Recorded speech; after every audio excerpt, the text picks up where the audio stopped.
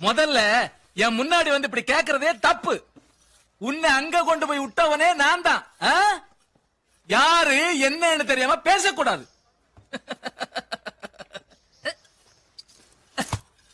ஏண்டா நல்லா வளர்ந்துகிட்டு வர, ஊரெல்லாம் உன்னை பத்தி தான் பேசுறாங்க.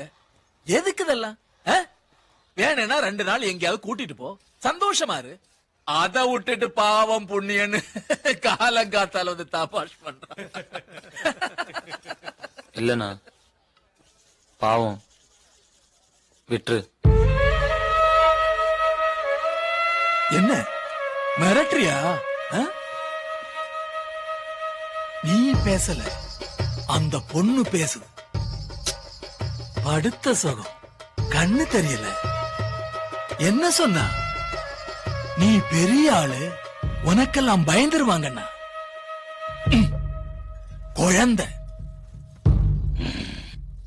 எவ்வளவு பார்த்திருப்பேன்.